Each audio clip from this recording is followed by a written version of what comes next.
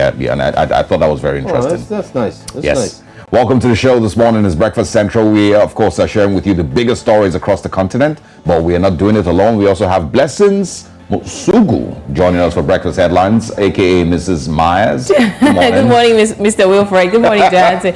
You know, I could see the confusion on Osage's face at first when Joe introduced himself with French. He was like, French. Should I now? Okay. Je m'appelle. It's okay, we get it. Good morning, Africa. My name is Blessings Musugu, and of course, I'll be on standby to give you the headline stories across the African continent. Blessings, your color is giving. I mean, it's adding the brightness to the morning, which is indeed splendid. By the way, I hope you know that bright colors add to your mood. It affects the way you think. Oh, yeah, it does. Yeah, so if you stay in a dark room, you could try it for yourself. You tend to feel a bit low. Maybe sometimes it leads to sleep properly and so on. But in a bright room, starting off is indeed great. So thanks for making it bright in here, even though the gentlemen are looking all dapper. I mean, so two things. So that is a psychological fact, actually. Yeah, but sure. I mean, surprisingly, I used to love dark colors before now, you know. But I mean, I noticed that brighter colors make me feel brighter. That's one. And then secondly, I didn't expect a compliment from you. I thought you were going to say that I was off. No, you see, I'm a changed man. Oh, hallelujah. On Fridays only, on Fridays. Only on Fridays, okay? All right, but you both look dapper, by the way. Thank you very much. Nice to know. Now, let's quickly share with our viewers some of our top stories this morning and the things we'll be looking at. NEC suspends fuel subsidy removal in Nigeria. What a relief for many. And we also will be taking you through a Southern Africa roundup. What are the biggest stories of the continent? Sudan wars, stranded Nigerians lament abandonment. We have an update on that story as well. Also this morning, what's going on in the eastern part of the continent this morning? We have Darren Butler joining us. And in sports, Nigeria male handball team earned first win. What a celebration. We have all of these stories and much more in the Friday edition of Breakfast Central.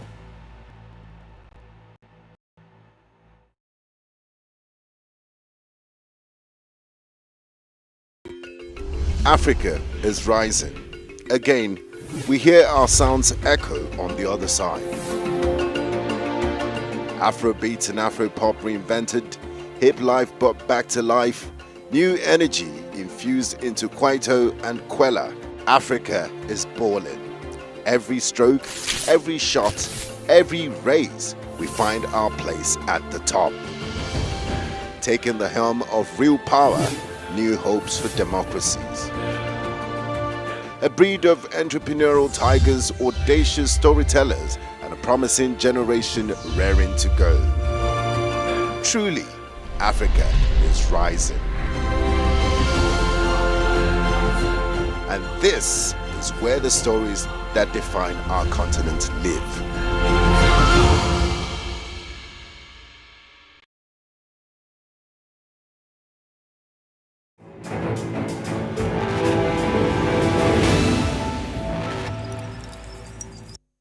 Hello and welcome to Breakfast Headlines on News Central Television with me, Blessings Musugu. And let's start in the east of the continent, where we understand that Ethiopia's Prime Minister Abiy Ahmed has announced that the head of his ruling Prosperity Party in the northern region of Amhara had been assassinated.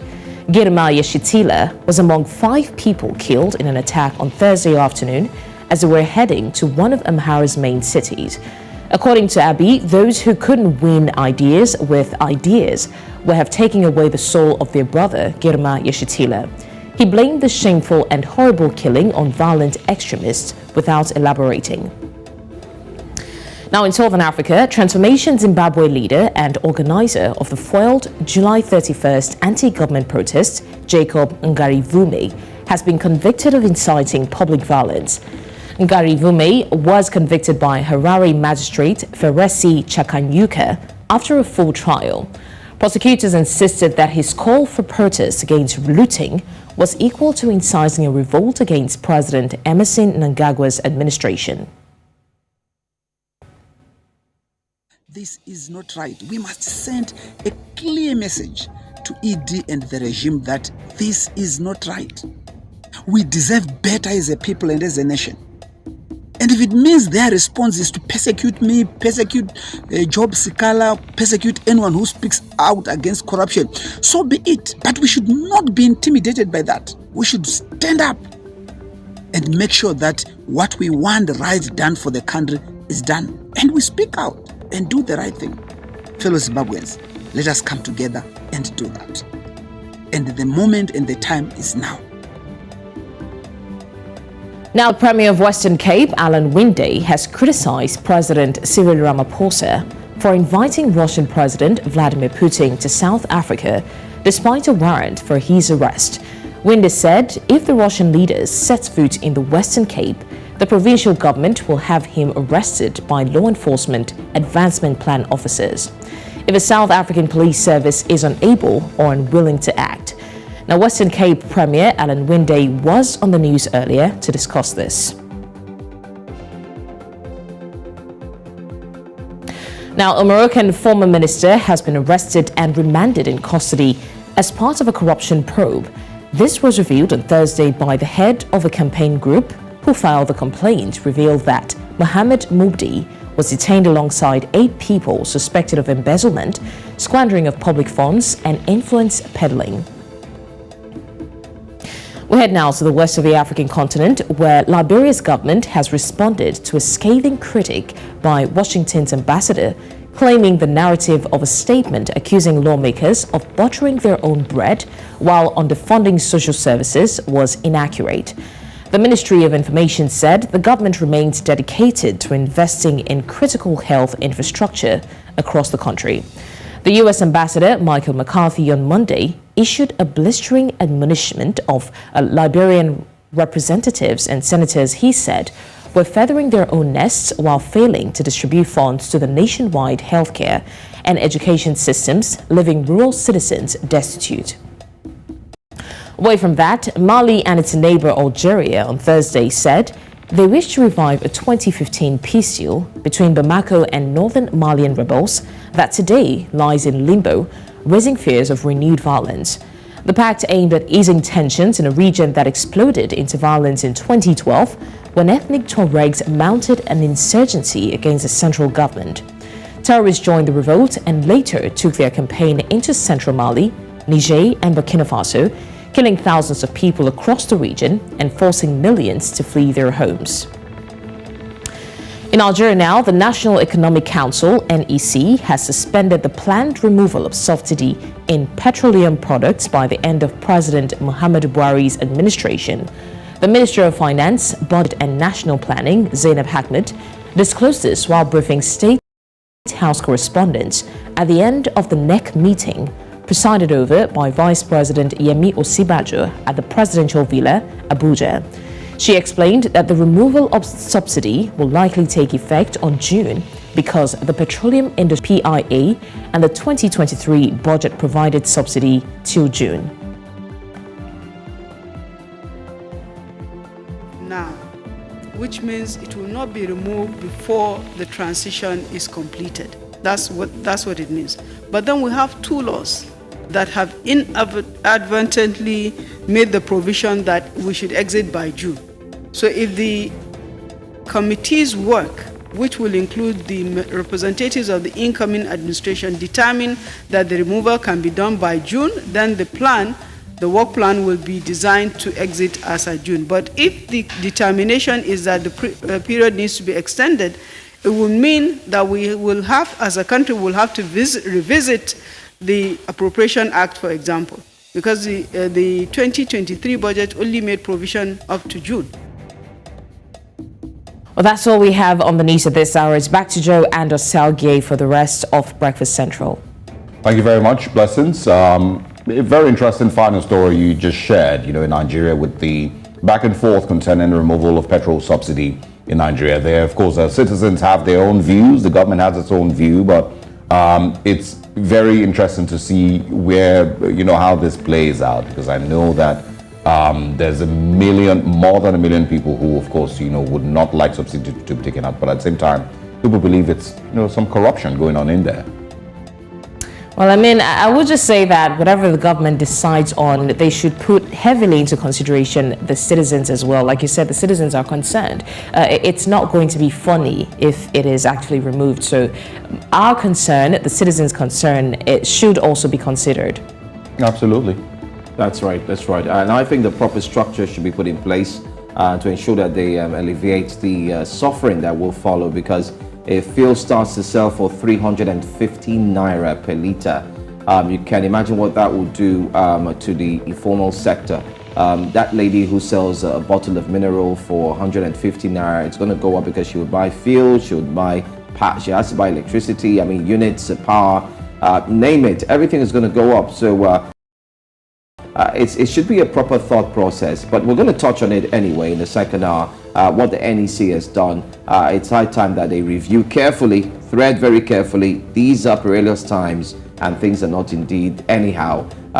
So we just need to make sure that we handle carefully. It's not here to hurry. Yeah, you know, you can say that for Nigerians, especially after the elections. We're still struggling with settling down. Companies are still, Osalge, you know what I'm saying now this morning. Yes, I do. Blessings, you know what Osalge was shouting. Yes, I do. But I want to also quickly mention, that, none of the refineries are, fully functional or have been fixed and last forever. And at the same time, the Buhari government or at least it's still, I think it's still borrowing $800 million to hand out to the poorest Nigerians, 5,000 naira, I think, to the poorest Nigerians, which is a wild thing to do when you don't have any refineries working and you could actually fix your refineries. But thanks a lot, Blessings, Mosugo. We'll see you again. Thank you. All right. Now let's take you through the newspapers this morning. What are the major headlines making stories or making headlines basically across the continent? We'll be sharing that with you right next.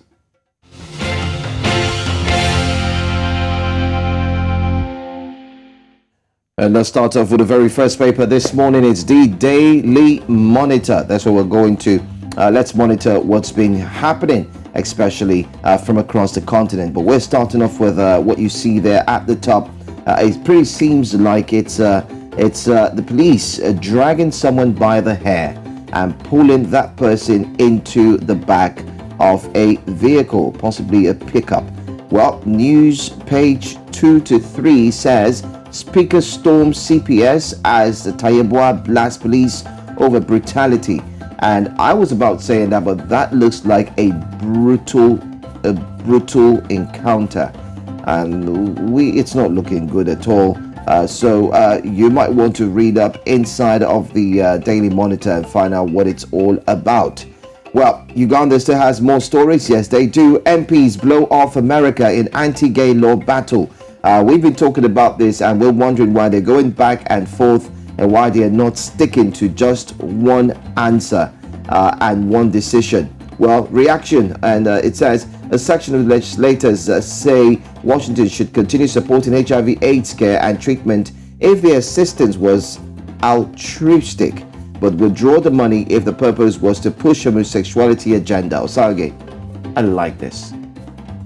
I'm going to say it again. I like it. I think it's high time things should be well defined. There are many times we've seen the president of Kenya, Uhuru Kenyatta, who appeared before a national TV broadcast, followed by William Ruto, and he was asked this question. And here you have Museveni and, of course, members of the parliament are saying, if you're going to be supporting a cause for HIV/AIDS in our country, just because you want us to equally bend and also accept your support for the gays and the LGBTQ community, listen, we don't want that anymore. It's better you stop supporting us with funds, because we've made our statements clear, and you can't force people to do what you want them not to do. I agree. So there's always going to be a back and forth, with majorly with African nations, but not just in Africa, in Middle Eastern countries and in other parts of the world. They also have very, very strong anti-LGBTQ laws and all of that. But the United States has over time tried to force and to, cajole other countries to accept, these LGBTQ laws, and of course to relax their thoughts on it. But I don't think it will be that easy because we're dealing with a lot of other factors. All right. Okay, that's all I'm going to take on the Daily Monitor. One last one, Osaga. That one, I don't sing to enjoy, I sing for money. Oh, shit. we. All right. All right. Now let's move away from Uganda and see what's going on in Tanzania this morning on the Citizen newspapers. It says Tanzania's bold rescue mission of its citizens from Khartoum, or Khartoum as pronounced. It says there were emotional scenes at Julius Nyerere International Airport in Dar es Salaam yesterday when more than 200 Tanzanians arrived home from conflict-hit Sudan following evacuation organized and coordinated by the government. Also, Kagame arrives for two-day working visit. That's on page 3 of the Citizen. Tanzania and Japan signed 172 billion shillings pact on farming inputs. Why Samia picked private sector gurus for malaria initiative, and also what should be done to promote MSMEs. These are the big stories on the Citizen. As quickly as possible, we move away from the Citizen and see what we can find in Nigeria, the Daily Trust. All right, Daily Trust is the paper. Let's see what we have there on the front page of Daily Trust. Tinubu settles for Akpabio Barua as Senate President. DEP. To convey decision to NWC, other contenders meets APC governor, says let's work together on NAS leadership. North can't be second fiddle, former governor. Consultations ongoing for speaker, deputy positions, and then you also heard the Tinubu settles for Akpabio Barua as Senate President and Deputy Senate President. Tank explosion kills 13, injured many in Jos. My administration recruited 60,000 soldiers according to Buhari. Girl 8 tests HIV positive after mother's boyfriend raped her. Oh my goodness, meaning that the mother too, if care is not taken, she needs to carry out that test. But that is a pathetic story. Okay, anyway, we hope the authorities will jump on this and get that man arrested. Sudan crisis, 1,500 Nigerian evacuees to arrive at Abuja today, according to federal government. And I think that's all we're going to take. Federal government suspends fuel subsidy removal. That's a story that's actually on a repetitive mode as well, especially on front pages of the papers. All right, and finally on the Punch newspapers this morning, as quickly as possible, it says National Assembly leadership, Tinubu, governors dump consensus for zoning. Governors advise Tinubu against endorsing candidates, seek due process. I was going to mention that, what is this whole idea of Tinubu picks this or Tinubu picks that? That's not the way Senate President is selected in National Assembly. What does that mean? Work with party leadership for principal officers selection, Tinubu tells governors. Remember, also, over 60,000 soldiers recruited under my watch, says President Buhari. $2.4 billion diversion claim baseless, says Malami. And also, Nigerians rejoice as police go after rogue cops. Flood, 16 states eye federal government relief fund. And also, federal government plans supplementary budget as NEC suspends subsidy removal. Rescued Nigerian students arrive Egypt, await airlift. And also, PDP Labour Party lost poll to overconfidence, says President Muhammadu Buhari. Just quickly remind Nigerians that as the conversations emerge on leadership and president-elect picking who would be Senate President, some of all of that, there's still a tribunal to watch out for, and of course the courts still have a say in who will eventually be Nigeria's next president. But these are the major stories on the Punch newspapers and all the stories that we can share at this time. We have more newspapers coming your way, or more headlines coming your way in the second half of Breakfast Central. Let's take a short break and then let's move and of course go into our top stories next.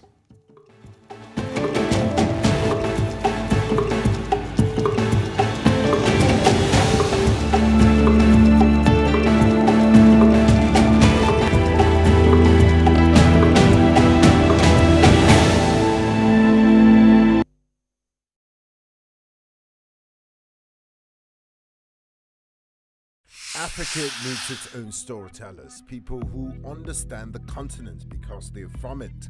People who know that news is more than just a conversation starter, it's our stories. Because these stories run deeper than headlines and segments. It's about digging deeper to get the facts and telling the human side of every single story, not just the echoes from foreign headlines and perspectives, and to take back our narratives and share them in our voices. The birth of Africa's New Age reporting, and this is where it begins, right here at News Central TV, with stories that put Africa first.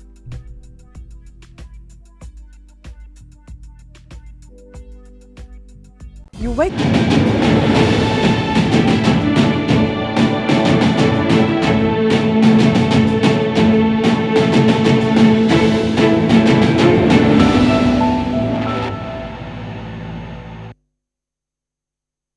And thanks for joining us. Just in case you tuned in, this is Breakfast Central on News Central. We begin with a look at what has been going on in the southern part of the continent, Africa. We have our correspondent, Tebogo Mokoto. He joins us from Gaborone, Botswana. Say good morning to you, my man. Good morning, Joe. How are you doing? Not bad, not bad. Osaga, I think Tebogo did indeed get the memo that it's all smiles on a Friday. So thanks for bringing the smile. From Botswana this morning. Okay. Absolutely. It's a beautiful Friday, man. To the both of you, happy Friday. Same to you. Now let's get into it. This week has seen members of the Medicines Regulatory Fraternity all converge in Botswana. And of course, that is from Namibia, from South Africa, Zimbabwe, Tanzania, Malawi, the DRC, and several other nations in the SADC region. They've all convened, of course, by the Botswana Medicines Regulatory Authority. Can you tell us a little bit more on this activity and what all of this is about? Well, what has happened is that I feel like at this stage, or what we are seeing is that they've decided to assess medicinal products dossiers jointly. Now, what this does is that it allows each country to then either sell their products to the other without necessarily having to go through the regulatory processes that would normally delay the procurement process. Now, this meeting, this convergence that is happening this week, I think it will be coming to an end today. It's coming on the heels of Botswana going through a very, very hectic medicinal shortage across all of its health facilities. We've been experiencing shortage of medicines related to cancer treatment, diabetes as well. We've seen an abject shortage of these medicines. So the Sasibona meeting really comes at a crucial time, because now what Botswana officials have pointed to is that after post-COVID-19, international procurement protocols or procedures have really made it difficult for Botswana to find medicines. You'd understand that during COVID-19 as well. We saw it with the vaccine. A lot of pharmaceutical companies have preferred to sell to countries with larger populations. Countries like Nigeria, for example, would get preferential treatment when it comes to the sale of medicines. Now, with this collaborative procedure, Sasibona, it really does, I think, shorten and make things less complicated when it comes to really procuring medicines across SADC and across Africa, of course. And I think it also really speaks to the AFCFT in terms of, say, for example, if Tanzania has developed a medicine, they would be able to sell it to all of the countries that are taking part in the Sasibona collaboration, without having to necessarily go through those procedures of assessments, testing, and so forth. So I think that the collaborative procedure really does work, especially for countries with less populations and for countries that are struggling to get medicinal products into their people.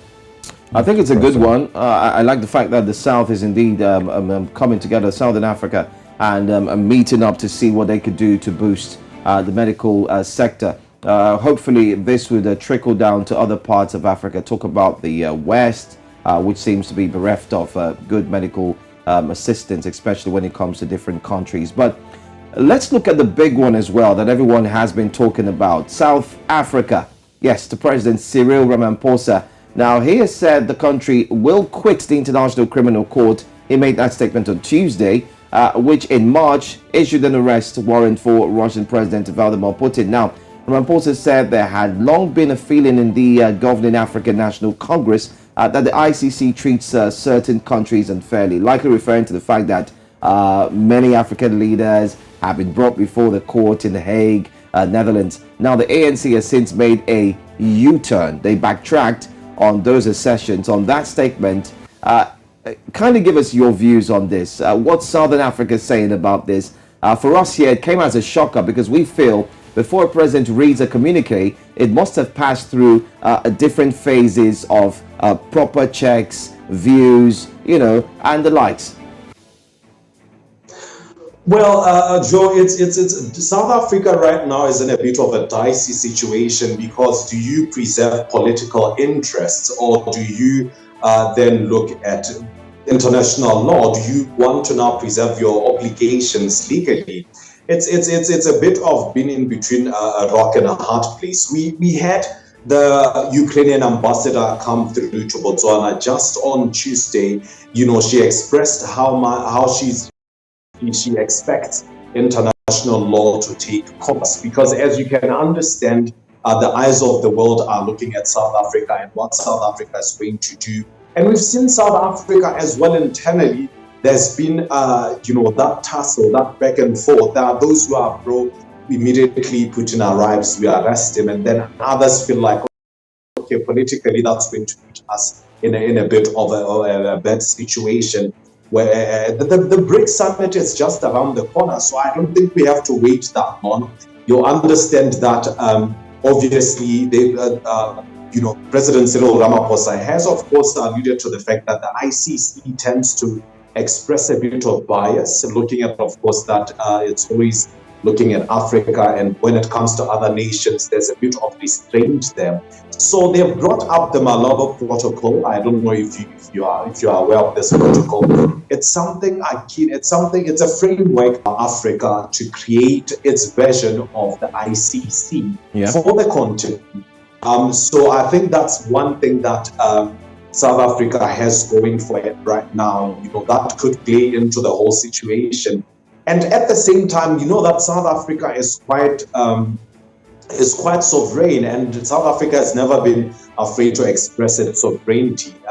We've seen with former President Omar al-Bashir in 2015, where the IC had issued an arrest warrant for Omar al-Bashir, and South Africa simply did not accede to that arrest warrant. So when it comes to Russia now, this is an international superpower, and of course we've seen that there's strategic alliances between South Africa and Russia in terms of the military as well, and furthering relations and bilateral relations between the two countries seems to be an interest for President Cyril Ramaphosa.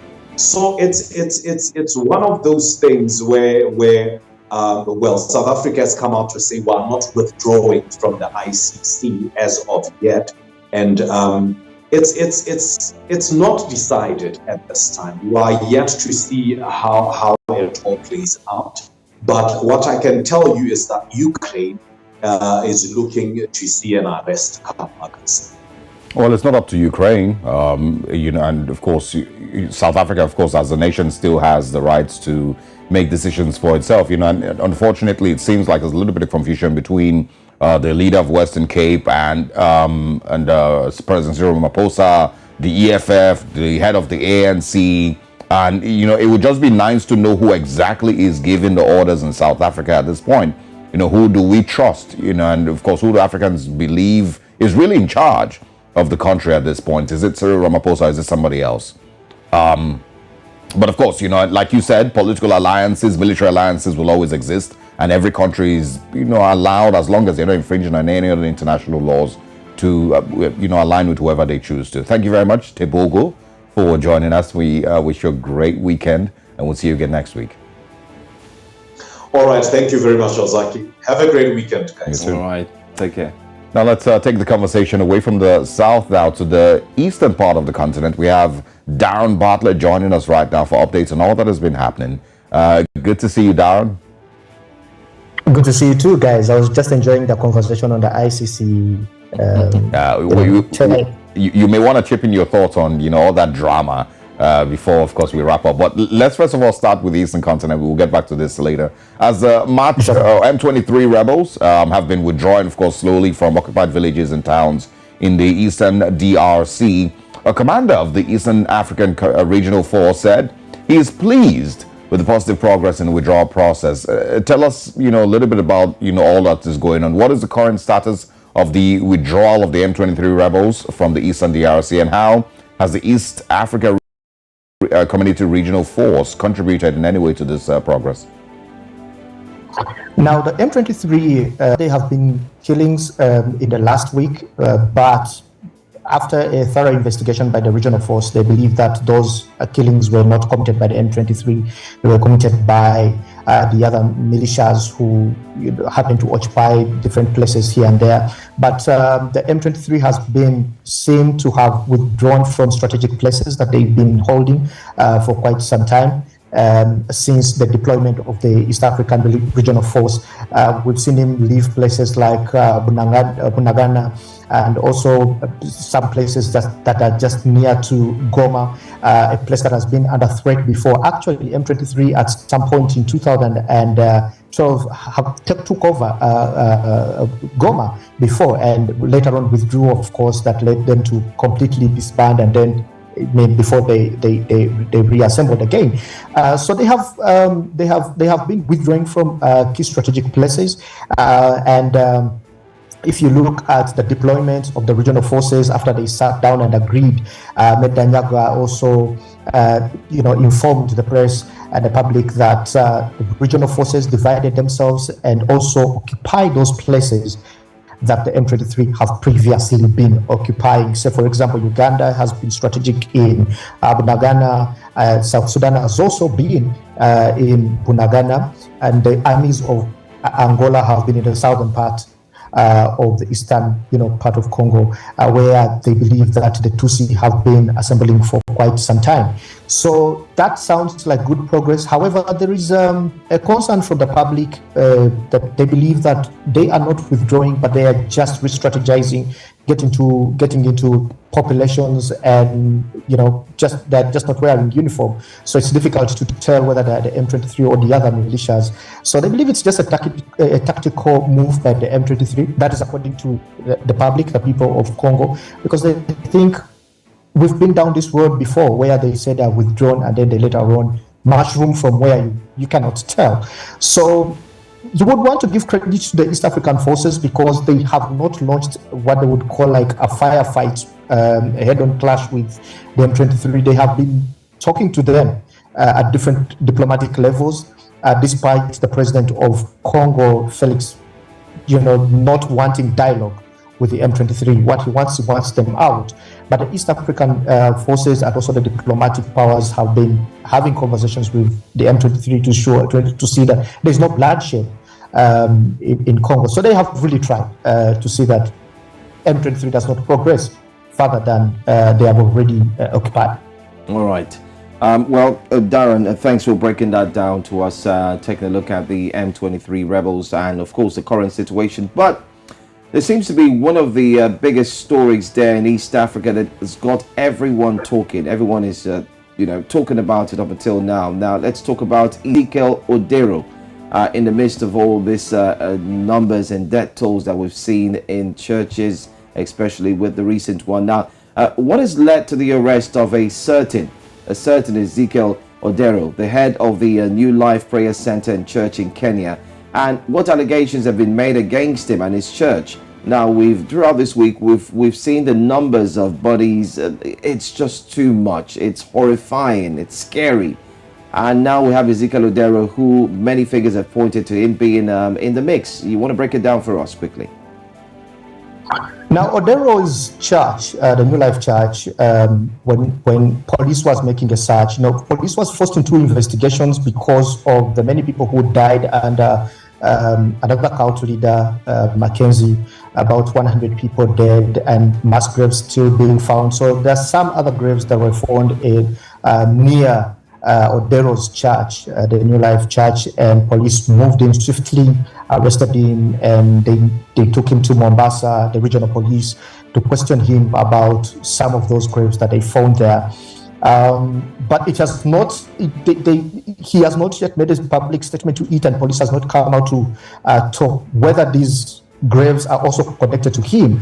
But one thing you should understand about Ezekiel is that he's actually such a force that his church seats about 40,000 people, and he sells what you would like to call a holy cloth, that he says actually heals sickness. Now, some of those things are of interest, especially to police after people were convinced to starve to death that they will meet Jesus Christ or go to heaven.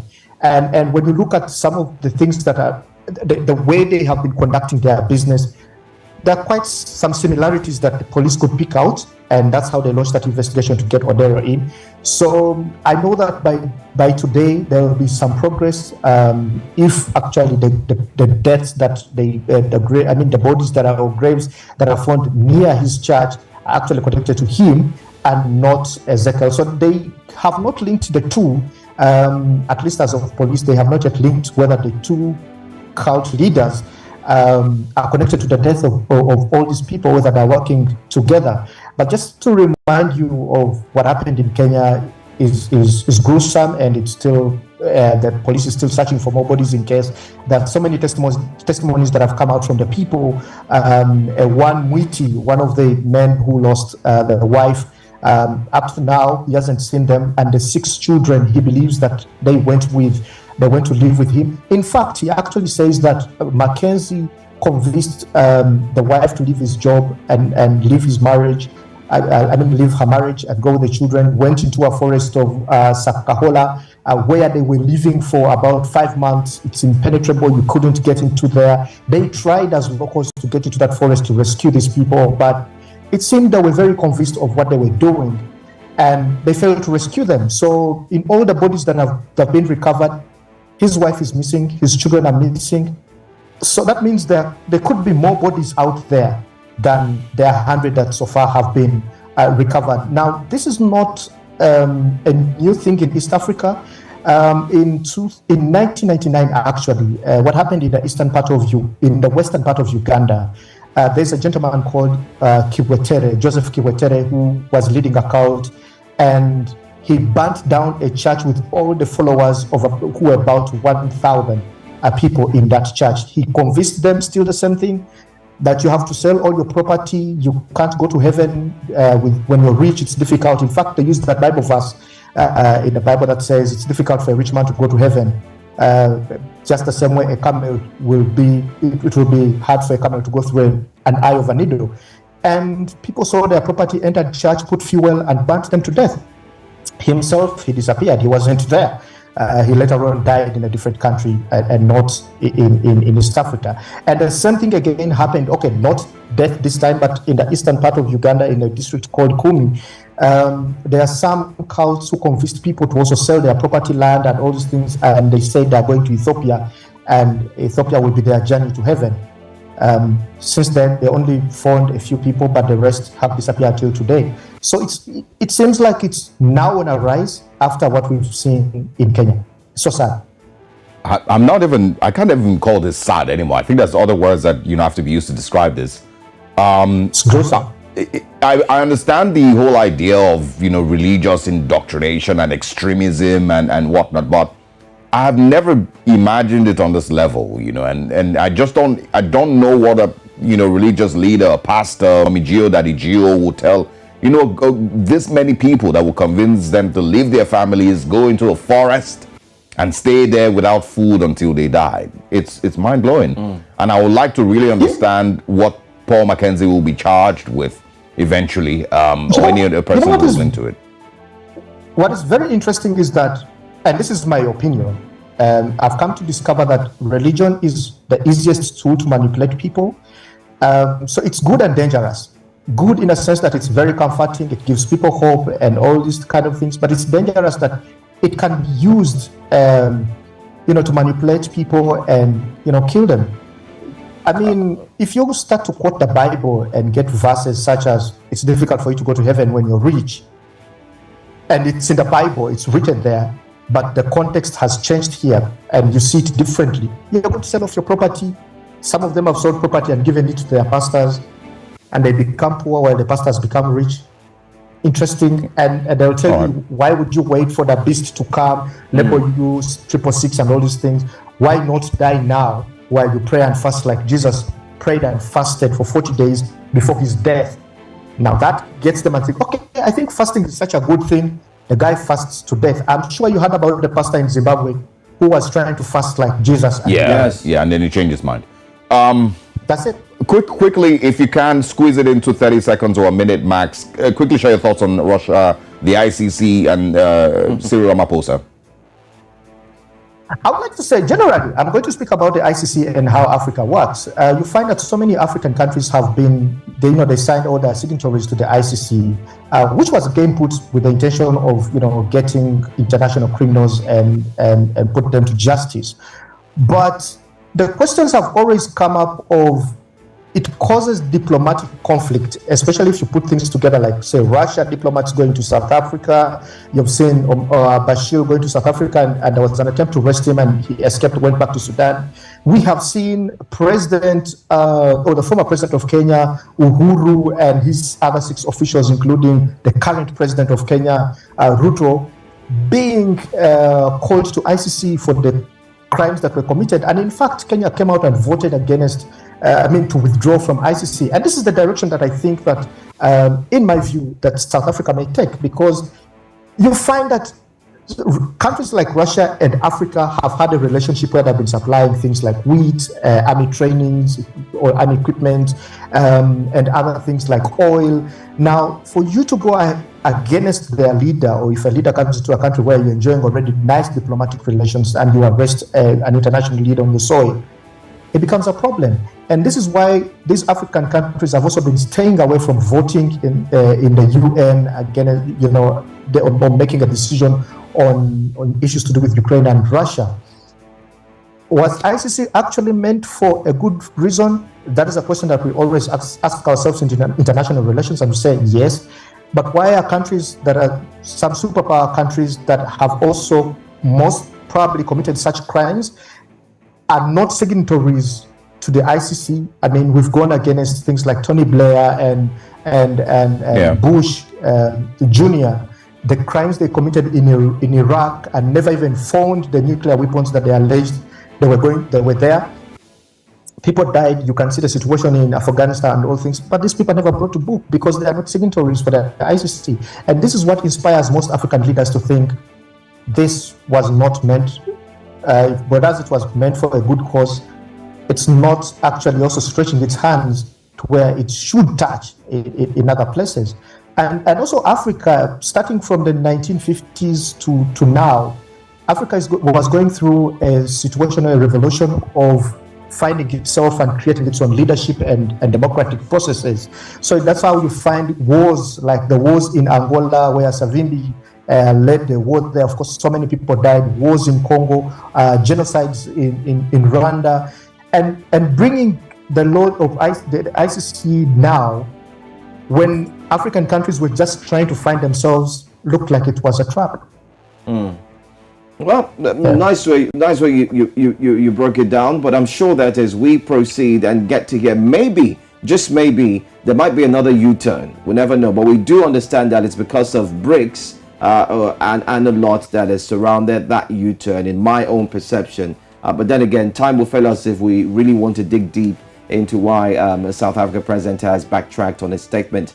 Thank you so much, Darren, for joining us. We did really enjoy having you, and of course Tobago, always on Friday, breaking down what's going on in these parts of the continent. Have a lovely day. All right, you too.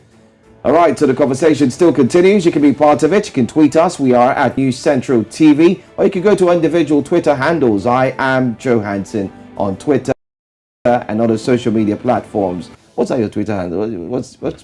It's my name all the way. Sometimes with an extra E, sometimes an extra 2 E's. If you miss it, you've missed out. We're not going to miss sports. It's up next after the break.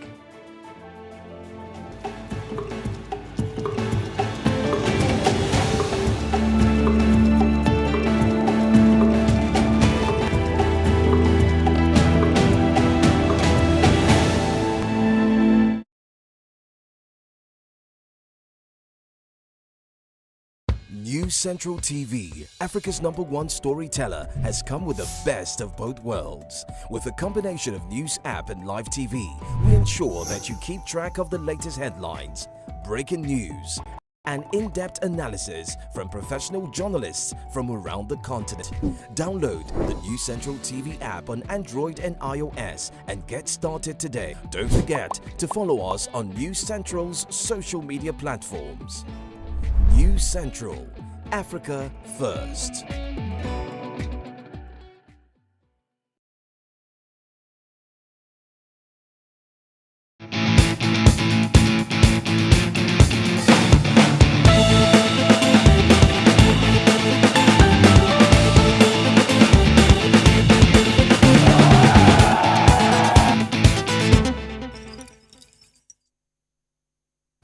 Thanks for staying with us. It's still Breakfast Central and it's time for sports. I'm Samson Oloyede.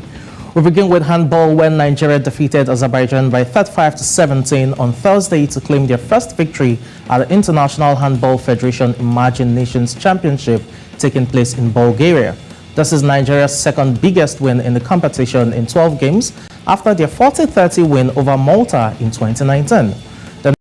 National under-24 male handball team, who finished second in Group D behind host Bulgaria, will play Great Britain in a fifth-placed match at 2 p.m. to better their last position in the competition, which was at 7th place. Away from there to the world of football, World Football Governing Body has revealed that only 1,962 of the 3,800 candidates, which amounts to 52%, passed the first test, which was taken by candidates from 138 different member associations across different time zones. The test is part of the processes of obtaining new worldwide FIFA license, which is a central part of FIFA's football agent regulations.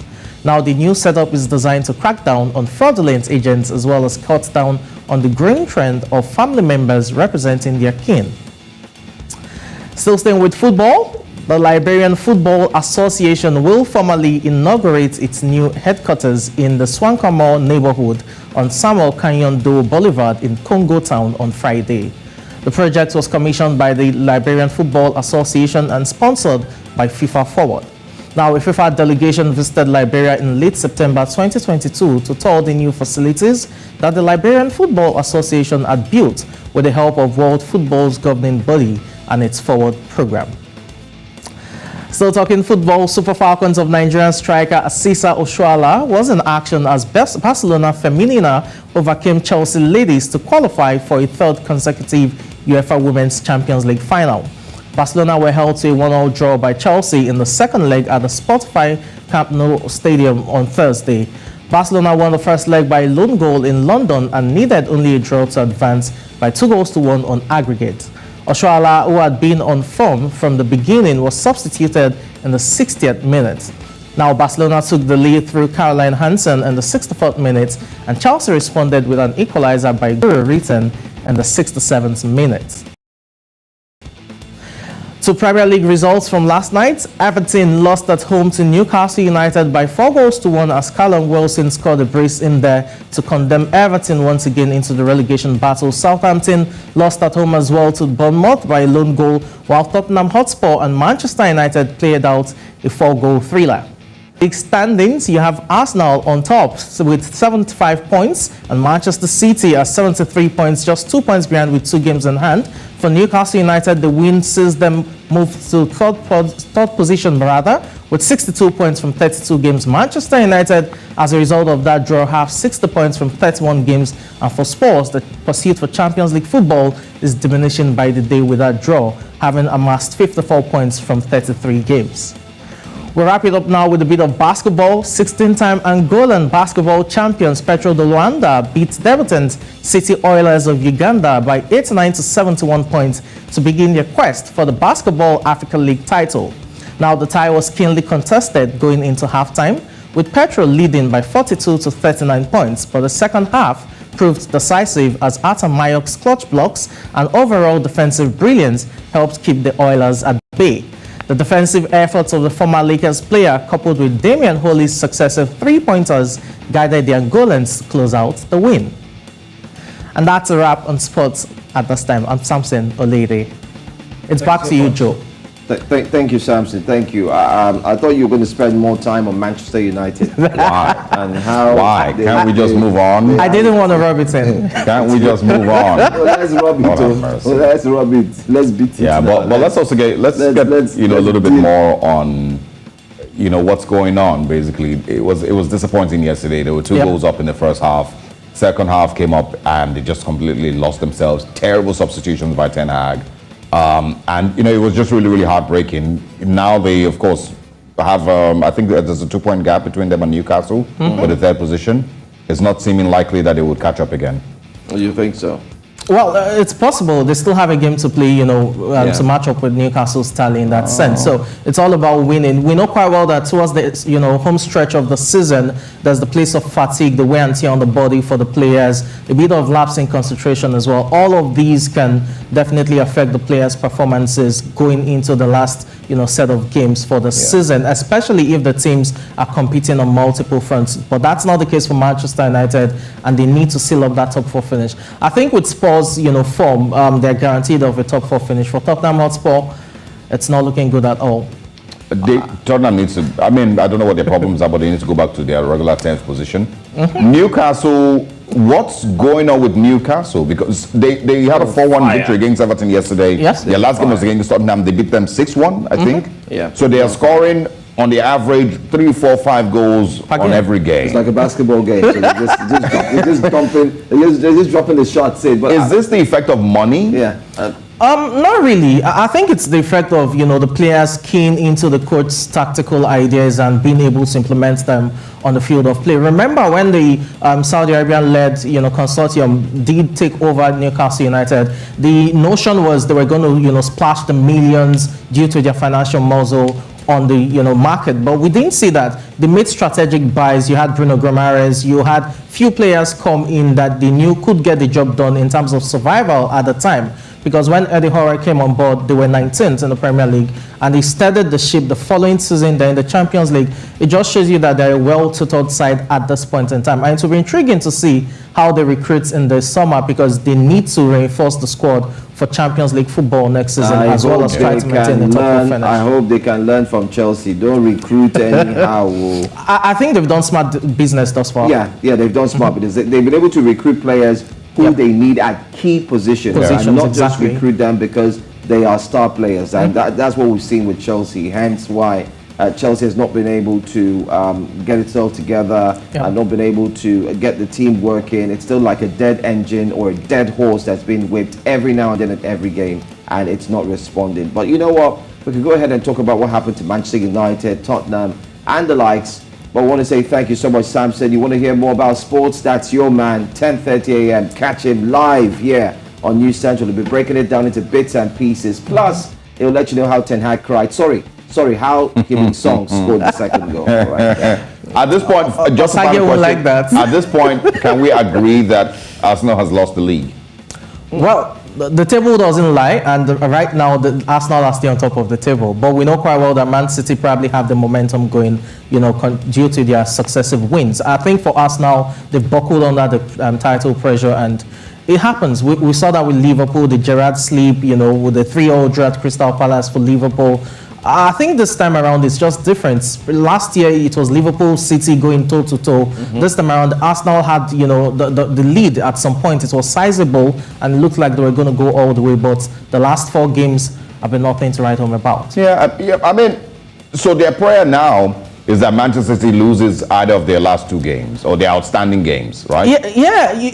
Definitely they have 5 to go. City has 7. But you look at all of these and you realize that if City wins their 2 outstanding games, they will definitely supplant, Arsenal at the summit of the table. I think for Arsenal, the concern will be that they still have to play Newcastle United at St. James's Park. That's going to be a very difficult one. I need to say this, Samson. Please, thank you for coming lead the studio. Before you do, I'm going to say Chelsea's going to put a dent on Arsenal's chances. Amen. I said it again. You said, not me. Whatever it is, whatever it takes. I need to have that laugh. I'm not in the spirit of. Thanks a lot, Samson. Thank you very much. Thank you so much. Thanks. Let's make a recap of the top stories thus far this hour.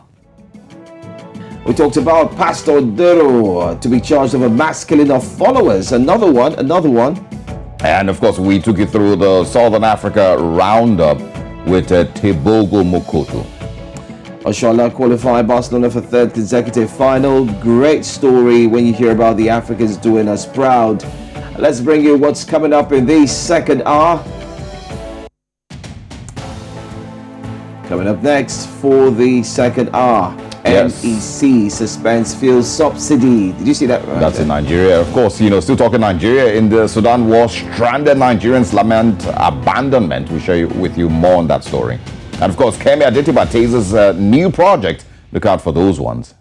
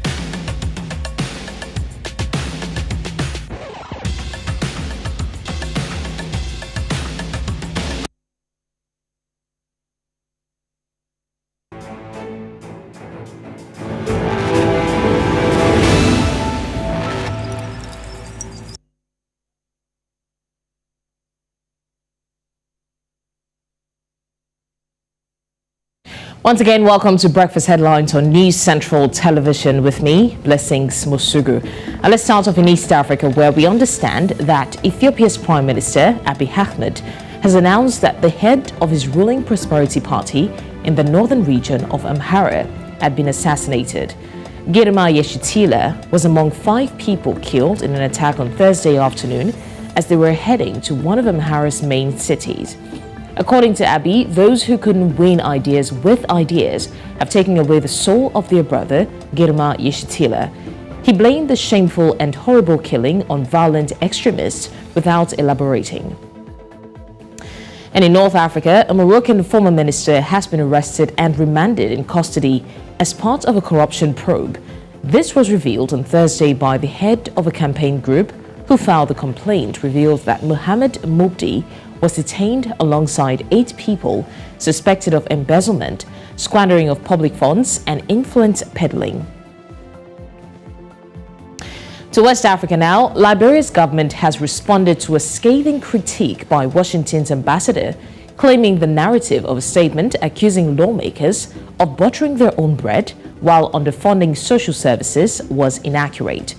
The Ministry of Information said the government remains dedicated to investing in critical health infrastructure across the country. The U.S. Ambassador Michael McCarthy on Monday issued a blistering admonishment of Liberian representatives and senators he said were feathering their own nests while failing to distribute funds to the nationwide healthcare and education systems, leaving rural citizens destitute. Moving away from that now, Mali and its neighbors Algeria and on Thursday said they wish to revive a 2015 peace deal between Bamako and northern Malian rebels that today lies in limbo, raising fears of renewed violence.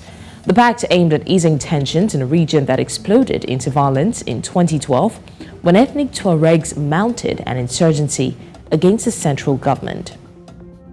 Now we go to Nigeria, still in West Africa, where the National Economic Council, NEC, has suspended the planning removal of subsidy on petroleum products by the end of President Muhammadu Buhari's administration. The Minister of Finance, Budget and National Planning, Zainab Ahmed, disclosed this while briefing State House correspondents at the end of the NEC meeting, presided over by Vice President Yemi Osinbajo at the Presidential Villa, Abuja. She explained that the removal of the subsidy will likely take effect on June because the Petroleum Industry Act, PIA, and the 2023 budget provided subsidy till June. Meanwhile, Nigeria's ruling party has dismissed of ill health of the nation's president-elect Bola Tinubu, saying he's ready to deliver on his mandate as promised in the build-up to the elections.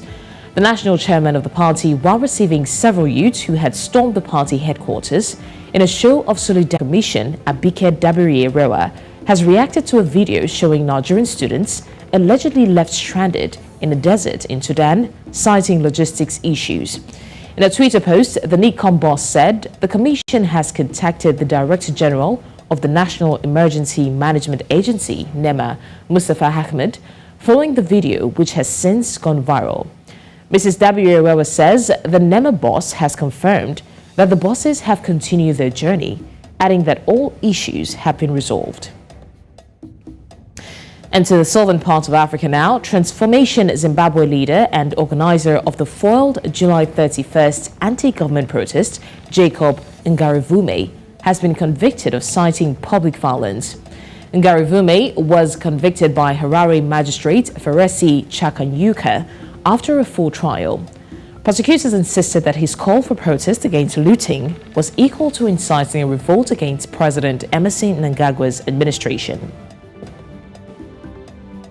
This is not right. We must send a clear message to ED and the regime that this is not right. We deserve better as a people and as a nation. And if it means their response is to persecute me, persecute Job Sikala, persecute anyone who speaks out against corruption, so be it. But we should not be intimidated by that. We should stand up and make sure that what we want right done for the country is done. And we speak out and do the right thing. Fellow Zimbabweans, let us come together and do that. And the moment and the time is now. And that's all we have for you on the news at this hour. Let's bring back Joe and Osalge for the rest of the show. Thank you very much. Interesting stories there across the continent. And I think we have further updates on the Nigerian story there with the students who said they were stranded. And of course, the response from the head of NIDCOM and NEMA, who of course will be talking a little bit more about that on the show this morning. Thanks very much, Blessings. Thank you. All right. Now, away from breakfast headlines, now let's go back to the newspapers this morning and share with you the major stories making headlines across the continent.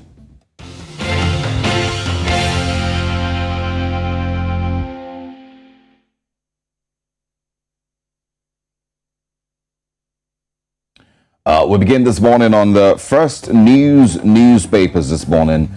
See what we can find there. It says, big one on your screen, why Atiku Obi lost 2023 presidential poll, and that's from President Muhammadu Buhari. Says overconfidence, complacency, bad tactics responsible for their defeat. All right. Supreme Court grants federal government's request to file 9 new grounds of appeal against Nnamdi Kanu's release.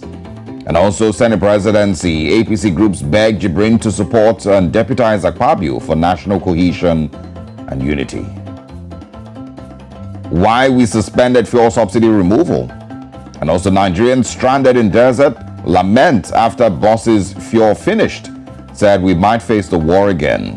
There's of course updates on that story. And it says here also, first set of Nigerians from Sudan expected today, and that's from the federal government. I'm really wondering what happens when they arrive.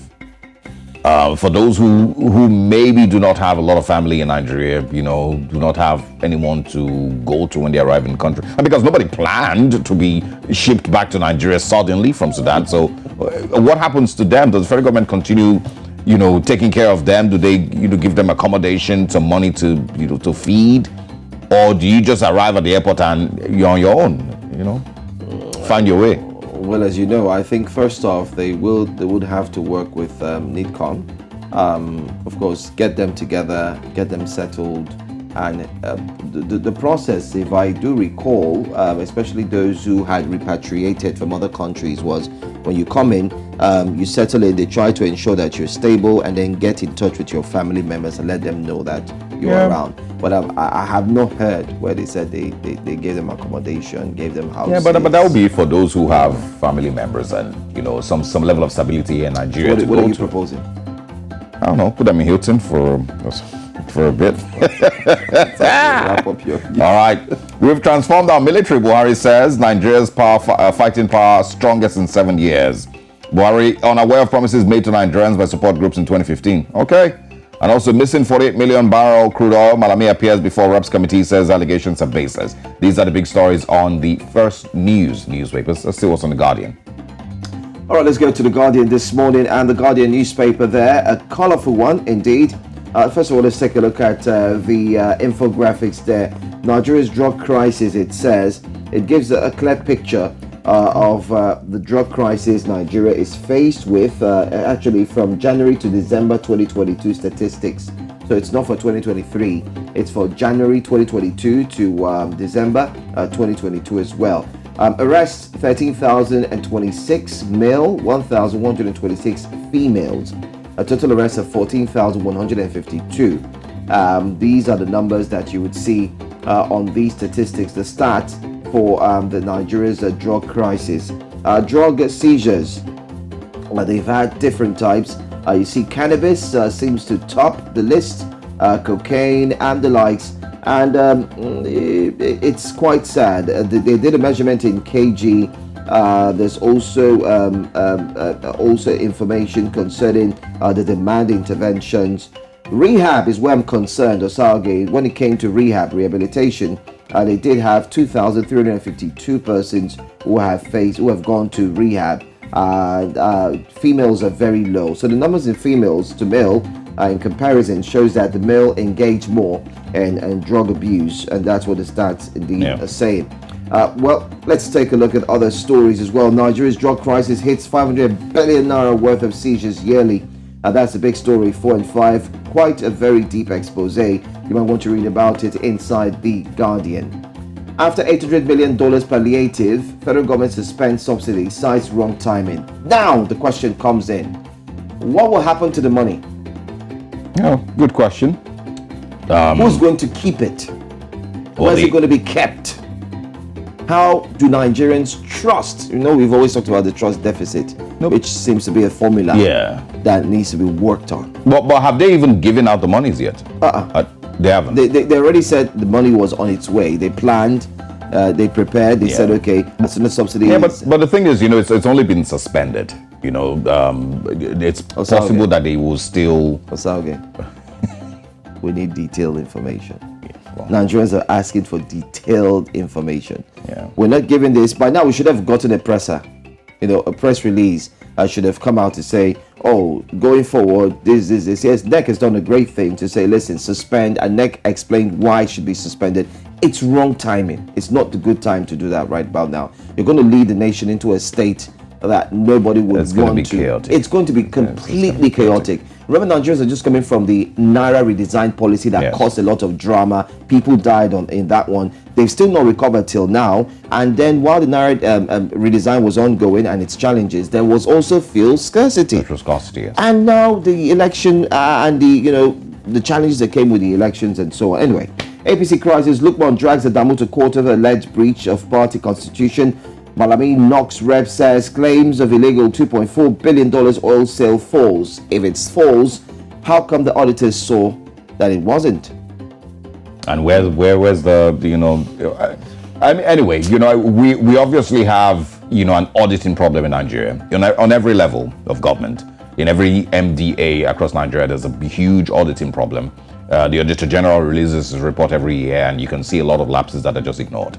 The Auditor General basically tells you that funds are missing in numerous agencies of government, and everybody just ignores it and keeps it moving. Well, let's quickly jump to the Daily Sun this morning, so what we can find here. It says, Senate presidency race, Tinubu rejects APC, NWC push for South-South, insists zoning should be to the South. I'm not sure what that is. APC senators elect route for Kalu as Northern Southwest Coalition pushes for Southeast. IPOB, Supreme Court grants federal government's request to file additional grounds in appeal against Kanu. And also Malami dismisses alleged claim about loss of $2.4 billion crude oil sale to China. Federal government suspends fuel subsidy removal. Governors hail Osinbajo in valedictory sessions for him. Do you have words that you struggle to pronounce? That's my kryptonite. It used to be strategy. You know, a couple of years ago, I used to struggle with that word. I think mine is criticism. whenever I get there, whenever I see that word either on the prompter, so I just like, you know, like you're driving, you step on the brakes. I'm like, like slow down, and then I go criticism, then I can pick up again. Also on this Daily Sun, 12 burnt beyond recognition in just tanker explosion. And I think the final one, why Ugwuanyi worked for my emergence, Mba Enugu governor-elect is speaking. These are the big stories on the Daily Sun newspapers this morning. I think we have time to quickly go to Zimbabwe. Well, Zimbabwe, they are usually to take one, and it's one story only. We want to see Zim succeeding, and that's what you have there. Don't forget the elections are forthcoming. In the news, you heard that an opposition leader has actually been in the police custody. He's been arraigned for inciting violence, according to the security operatives. But London reiterates as it recommits to assist in Harare that we want to see Zimbabwe succeeding. This is coming from London. Anyway, that's all we're going to take on the front pages for the second hour. Do us a favor, go online, follow us on all socials, and you will catch all the stories plus more information concerning the papers. We'll go for a quick break. Our top story focuses on the latest decision by NEC talking about the fuel subsidy. You don't want to miss. Stay with us. We'll be right back.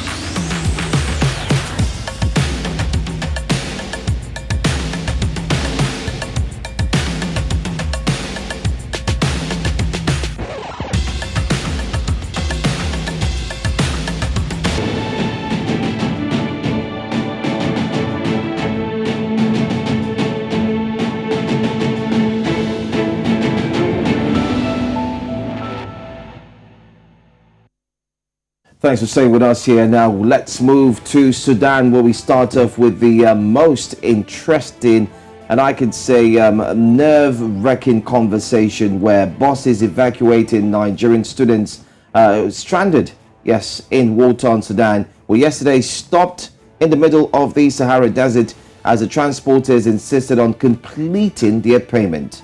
Now, recall that chairman of Nigerians in Diaspora Commission, NITCOM, Mrs. Abike Dabirewa, has said on Monday that the federal government provided 150 million naira for the hiring of 40 buses to evacuate the stranded students to Cairo in Egypt. Now, students were seen in a now viral video yesterday protesting their ordeal in the hands of the transport company, which asks its drivers to stop the journey halfway, complaining that only about 30% was paid to them. And of course, let's quickly share that clip with you.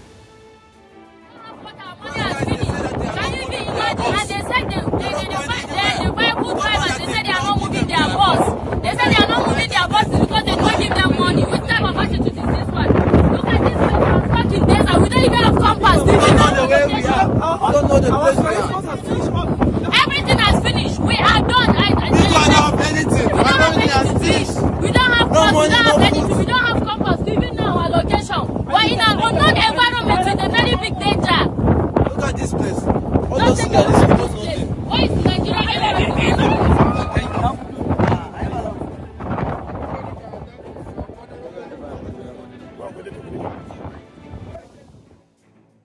Well, recall that the Minister of Foreign Affairs, Geoffrey Onyema, disclosed that the government had expanded, or rather spent about $1.2 million on the evacuation of Nigerians stranded in Sudan. And we did speak a little bit about that yesterday. Now, this is even as the Air Peace, a carrier in Nigeria, had promised to airlift those evacuated to Egypt back home. And of course, this was some of the information that had emerged in the last 24 to 48 hours. They said yesterday that the students stranded may, of course, continue to wait a little longer in Cairo, as the Egyptian government has denied its landing permit, insisting that diplomatic approval from the federal government must come first. But a tweet eventually made by Abike Dabiri, the chairman of Nigerians in Diaspora Commission, NIDCOM, shared their views on what's going on, with the situation in Sudan. She confirmed that the buses had started moving and that the issues between the transport company and NEMA had been resolved. That's exactly tweets from NEMA and, of course, from Abike Dabiri yesterday. But, of course, we also got to see further revelations. An unconfirmed tweet yesterday. Well, I mean, the tweet is out there on social media, but we cannot verify if the person is truly on the bus, like he said. Did respond to Abike Dabiri's tweet yesterday saying that no, there was no settlement of any issues, like Abike Dabiri had said, that they only moved because the Nigerian students on the bus had to give their passports to the driver of the bus.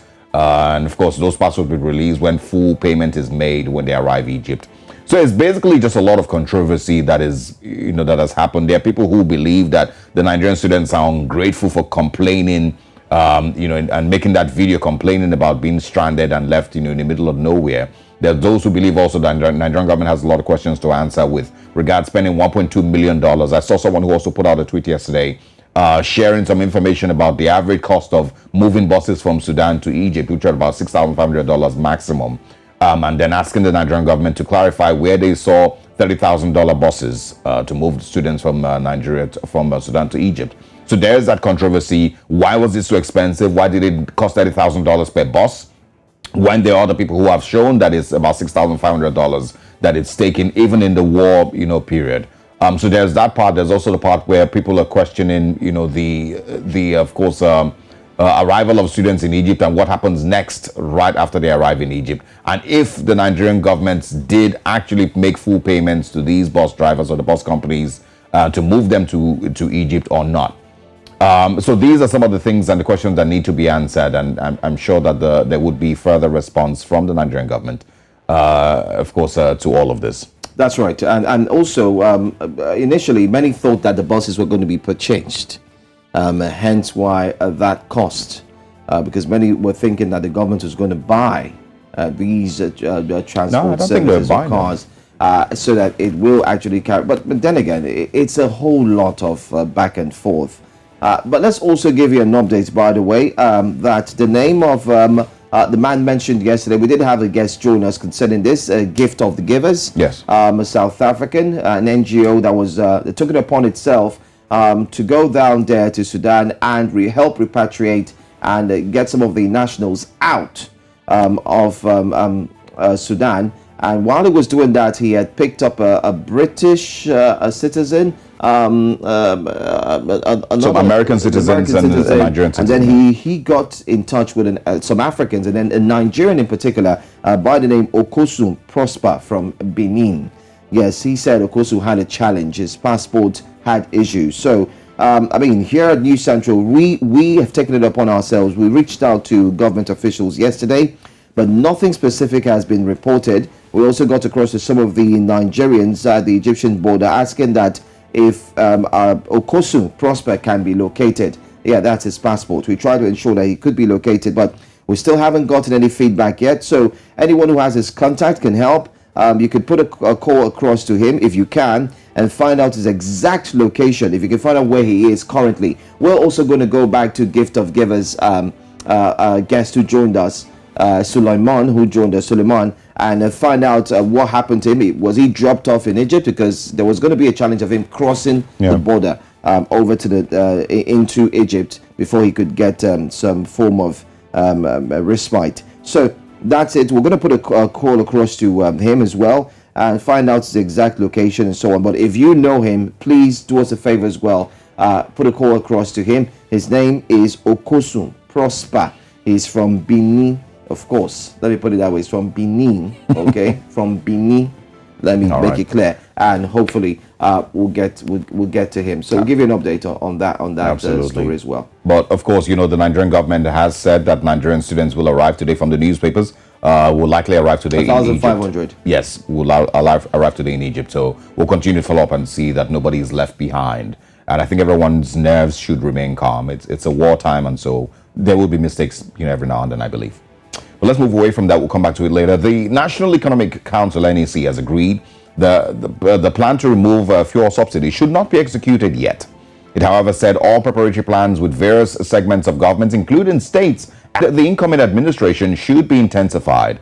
The Minister of Finance, Budget and National Planning, Mrs. Zainab Ahmed, disclosing this to journalists after the valedictory NEC meeting presided over by Vice President Yemi Osinbajo on Wednesday, said that the removal of subsidy would likely take effect in June because the Petroleum Industry Act, PIA, and the 2023 budget provided subsidy till June. Hence, any delay may require amendment of the PIA and the budget provision also.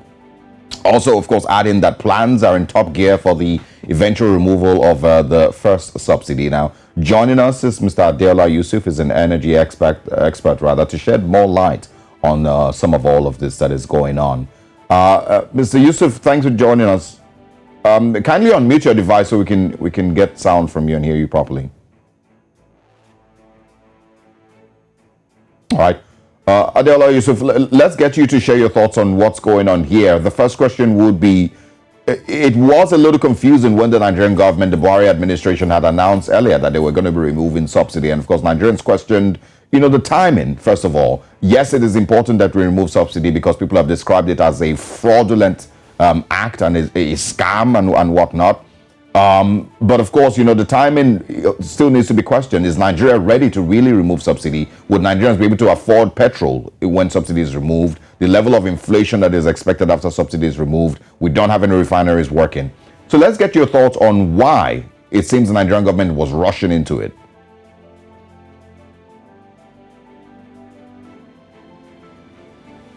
Okay, we seem to have lost... of course, we will try to reconnect with Adeola Yusuf there, who, of course, will shed light on this topic. But the conversations really are from the foundation of this whole conversation. Many administrations in the past had spoken about the removal of petrol subsidy.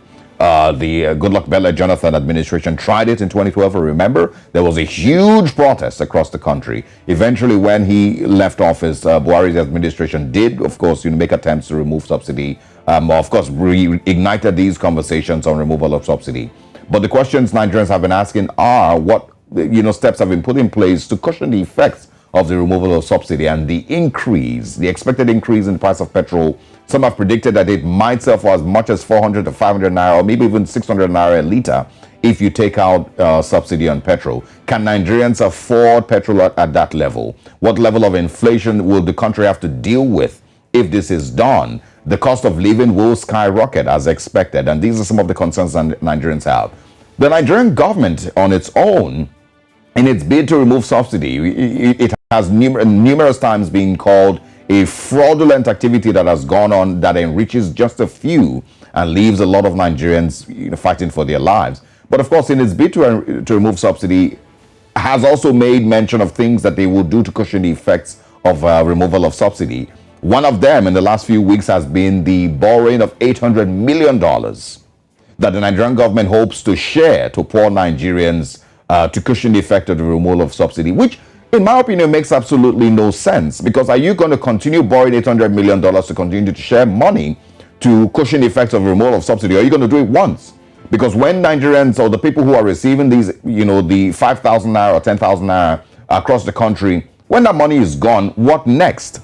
The removal of subsidy is still there. The prices of petrol and cost of living is still on the increase. So are you going to keep borrowing $800 million every 6 months or every year to cushion the effects? Or are you going to do it once? And also, if you're talking about removing subsidy, you should have at least had one functioning refinery, and I'm not talking about the Dangote refinery, I'm talking about a refinery in Nigeria, the Kaduna refinery, the Port Harcourt refinery, any of them should be fully functional enough to refine petrol here in Nigeria, because that's generally the idea behind subsidy. Nigeria has crude oil, ships this crude oil to a different country to get it refined onto petrol, and then buys that petrol back for Nigerians to use. So if we had a functioning refinery, one functioning refinery, maybe two, then we will, have zero, need to take crude oil out of Nigeria's shores to get them refined. But we don't have that. Has the Nigerian government made any efforts to fix any of its refineries? In 2017, if you remember, there was conversations about borrowing $1.5 billion to fix the Port Harcourt refinery. I remember that, but still nothing has been done in that regard, or we haven't had any updates with regards to fixing of the Port Harcourt refinery. Modular refineries are also a thing. Is anyone fully functional? Do we have plans of making modular refineries your thing? Nothing yet, Osage. I mean, you've already highlighted every single thing that's meant to be said. Looking at what this will cost Nigerians. Most importantly, you do recall that at a certain point in time, there was a former group director, you better still, you call him the man who came out to speak to Nigerians. I mean, Dr. Ibe Kachuku, yes, who had made mention that Nigeria will save about 1.4 trillion naira once subsidy is removed. And remember, there was also a statement at some point that the subsidy has been removed. Yes. Which got a lot of Nigerians agitated. Yeah. That, oh, really? Subsidy has been removed? Subsidy has been removed? So you have a cross-section of Nigerians who are saying, how many times do you want to remove this subsidy? All right. The Minister of State, talk about the Minister of Petroleum Resources, who has just left, talk about Timbre Silva, who has actually moved into going back into partisan politics as well. There were statements and mentions from time to time that, of course, subsidy, this is how much is being spent on subsidy, this is what the country is looking at. Right before you had the president who sat at the helms of affairs and said, you know what, I'm going to be in charge of this and handle these particular challenges that we're having. Did we see any changes? Did anything go on? All right, we're being told that our guest is here with us as well while we continue the conversation. Mr. Diola, if you're here with us and you can hear us, let's quickly take your thoughts, shed more light on why the NEC has decided to put a hold on this subsidy removal once again. Okay, thank you very much, and it's my pleasure to be on the program this morning. We are all aware the pronouncement by the Minister of Finance yesterday that Nigeria will not remove subsidy on premium motor spirit, popularly known as petrol, by June 2023. Before this, there has been a plan to remove subsidy. There's actually a public proclamation that subsidy will be removed. Mind you, before even this proclamation, the petroleum industry bill has been passed into an act and be signed by the president some years ago, I think 2 years ago. And this has criminalized continuous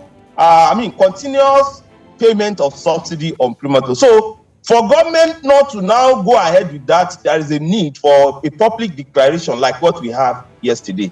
And another background I need to quickly do to this is that it is only on premium motor spirit, popularly known as petrol, that Nigeria is paying subsidy. Other petroleum products like kerosene, like diesel, subsidies are being removed on all those ones. Now, going back to that proclamation, what this means in simple man's language is that the price that petrol is being sold, in different filling stations across the country will still remain at that amount. And if Nigerians will keep buying petrol at that amount that they are still buying it, mind you, petrol is a product from crude oil that is traded globally, that has a global price. So what this will mean is that the amount that petrol is supposed to be sold, which is as at few days ago, about 475 naira, Nigerian government will continue to now subsidize to put the excess that Nigerians are supposed to pay on every liter that they are buying at the filling station.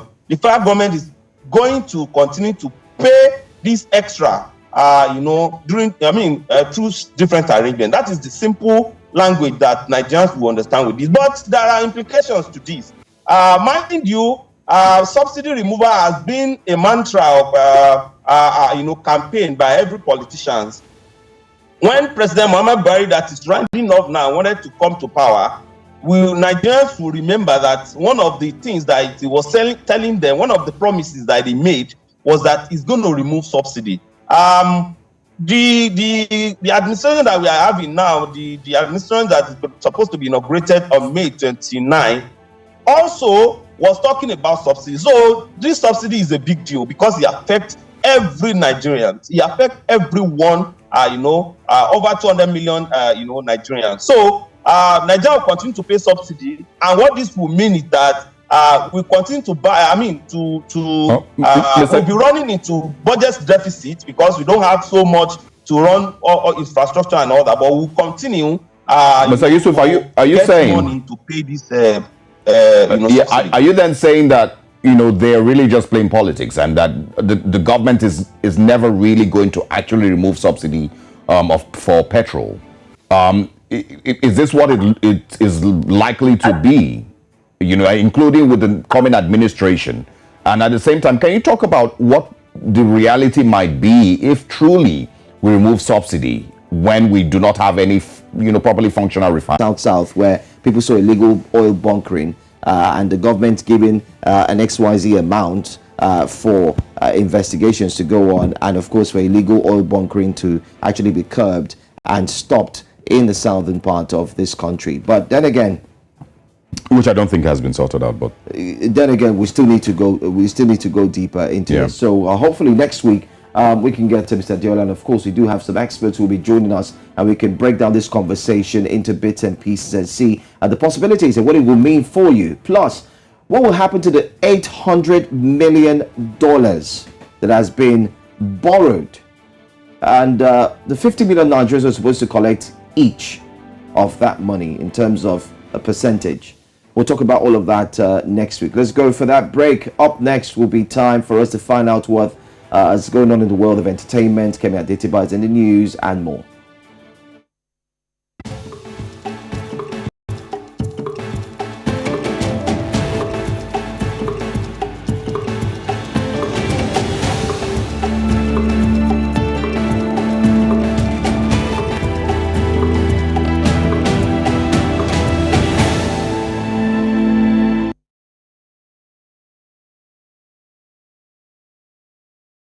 News Central TV, Africa's #1 storyteller, has come with the best of both worlds. With a combination of news app and live TV, we ensure that you keep track of the latest headlines, breaking news, and in-depth analysis from professional journalists from around the continent.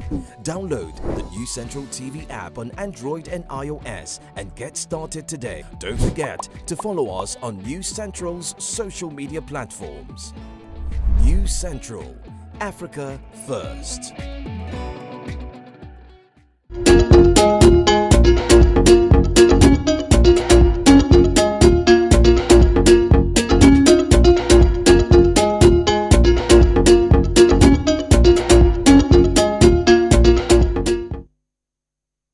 Now, the show, of course, will be incomplete without entertainment. Let's begin in West Africa, where heavyweight Nigerian filmmaker Kemi Adetiba has announced some of her upcoming projects. Now, the King of Boys maker shared a short teaser video to her over 500,000 Instagram followers, revealing 3 projects she's supposedly working on. Now, her caption read, "I told y'all I was hungry." There was a wink emoji, and she tagged her company, Kemi Adetiba Visuals, and used 3 hashtags. One of them was hashtag #ToKillAMonkey, hashtag KOB3, and hashtag Welcome to the 4th. Now, several fans and fellow celebrities have since voiced their support and anticipation for the project, including fellow Nigerian filmmaker Jadi Oshiberu of Gangs of Lagos, who said, "Let's go, fire emoji, kill it, Kemi, like you always do." Even Ebony Life's Moabudu commented, saying she's excited to see what's coming. Now, since dropping her last project, King of Boys, The Return of the King in 2021, fans have anticipated something new. Kemi, who recently celebrated her 1-year wedding anniversary, has in the last 2 quarters organized auditions both online and in person for yet to be released film projects. Now, this announcement by the award-winning director puts names to the projects, which of course are King of Boys 3, To Kill a Monkey, and Welcome to the Fourth.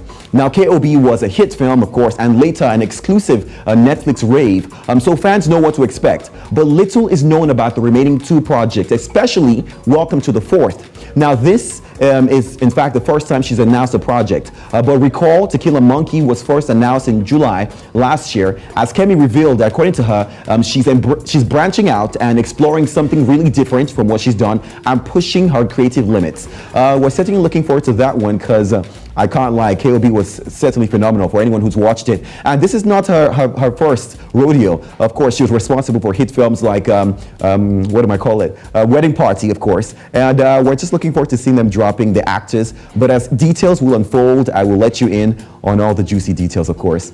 Let's move to this one. On the international scene, former President of the United States, Barack Obama, is working on his upcoming docuseries for streaming platform Netflix. Now, the 4-part series narrated by Obama will be titled Working What We Do All Day. Now, this will explore the ways in which we find meaning in our work and how our experiences and struggles connect us on a human level. Now, a reported first look at the series reveals the former president featured speaking with everyday people in the workforce across a range of industries. Now, in a recent statement, Obama said this. He says, when we make sure that everyone feels their work is respected, that everyone's contribution is honored, and that everyone is getting paid enough to truly take part in the life of our communities, we reinforce the trust between us that makes everything in our lives possible. Now, directed by Caroline Sue, with Barack and Michelle Obama listed among the project's executive producers, the upcoming series is inspired by award-winning writer Stuart Terkel's 1974's book, Working. Now, it's set to premiere on the 17th of May, exclusive on Netflix, and the series is a joint production between Concordia Studio and Higher Ground, which was founded by the Obamas in 2018. Now, recall that their company bagged an Oscars for the documentary American Factory, so fingers crossed, maybe this will do just as good. We do have a short clip. Let's watch this. 3 different industries, from the service entrance to the C-suite, invited us into their lives and told us, what makes a good job good? I just want to be at home, my refrigerator's full, my bills is paid, that's peace. This job is the money supply for my actual passion. You'll never be able to make a living in the arts. When I see a father bring his little son with him, it makes me feel like I missed a lot. What does it take to feel satisfied? I'd have the privilege of building something that would hopefully mean something in the world. I grew up watching my dad define himself through his work. She always tells me, work isn't your only identity. She seems more well-rounded than me. What if the life you dream of didn't seem so distant? It would be nice if you got at least... Now, judging by that video, I'm sure that we're going to see a different side to Obama. Now, of course, we're seeing him host a ton of events, in fact, lead an entire nation, one of the strongest nations in the world, in fact. So I think it will show us a different angle to who Obama is, especially his interaction with people, and I'm looking forward to it. What are your thoughts? I'm not a fan. I like it, and I like it again. It's good to see. It's good to see the former president in a different light. To see him, express, share. He's always a teacher. Always likes to, share ideas and put everything in front of everyone. So it's good to actually watch it in terms of being a movie, a docu-series that you could actually take time, chill, popcorn, and enjoy yourself. I'm not a fan. I'm sorry. I'm absolutely not, and I can't hide it anymore. A couple of years ago, I probably would be excited. Oh, Obama, is putting Rema on his Christmas playlist. Is putting Nigerians on his Christmas, playlist. And so, these days, I'm not a fan. These people have committed, in my opinion, committed a lot of crimes across the world that they need to answer. I'm not reading their books. We're talking about something different, though. So it's his memoir, it's his whatever. He should write the part, and I hope he includes in this documentary or memoir, whatever, about what he did in Syria. They should add all those things and the things that he did, in the Arab uprising and the Gaddafi's death and some of all of that. They should. I just want them to add it. Let's not see him. Relax. I'm sure maybe that time will come. But this is, entertainment. I don't think that's going to be on Netflix. You know what? Nah. But this one, I'm just not a fan. That's my point. Oh, okay. Are you a fan of KOB? At least tell me that you like him, Tiba. Oh yeah, absolutely. Absolutely. Okay. I'm a fan, but I don't understand why another installment. But then again, I was asking myself, I said, if Fast and Furious could have over 9 installments, what stops KOB from getting to 15? True. We'll take it. But that's it. We'll take it. And I think it's been a great run so far. Yeah, You know, they could keep it going. Yeah. KOB 12. We'll watch. KOB 32. How old would I be by then? KOB 32. Done by the young Adetiba. Maybe the child, you know. I mean, we love you, Kemi, but just say maybe your child will grow and say, I want to do KOB 54. You know, something like that. They could probably do a King of Girls at some point. Yeah. Stop. KOB reboot. Extra. You know, as long as they put me in one of the films, I'm sure. You know, I'll take it. Thanks, Sam. Thanks for making our Friday tick. Thanks for sharing with us the latest stories from the world of entertainment. See you later on. Thank you for having me. All right, the tea is silent there. All right, let's quickly share with you what comes up much later today on News Central TV now. Yes, at 10 a.m. West African time, African headlines comes your way. 4:30 Pop Casa. Yeah, that's where you get all the stories and the gists. And 7 p.m. West African time, we're going Secure the Continent. You shouldn't miss that. Yeah, that's it. And talking of Pop Casa at 4:30, the girls really talk some serious talk, by the way. I mean, I'm always hooked every night when the repeat broadcast comes up, but 4:30, don't miss it. One of the questions that came up was, questions like, would you allow your mother live with you in the same house when you're married? You know, that kind of thing, or Saudi. You know, and I always say, leave marriage questions for married people. Wait now, but it's Africa now. Would you allow? I'm asking you, would you allow your mother to live with? So I don't think these things. Yes or no? Don't be philosophical. No, it can't be a yes or no thing, because there are reasons why it happens. It cannot just be a random, we're bored as a family, let's go and bring our mother to come live with us. There are reasons why these things happen. And there are people who can't afford to do, otherwise. If you could afford it, you could rent a house for your mom somewhere else, then maybe you should. That's why I said it's not a yes or no question. His book is coming out by 2 o'clock. If you leave us yeah. Thanks for watching, guys. Have a wonderful weekend. And bye-bye for now.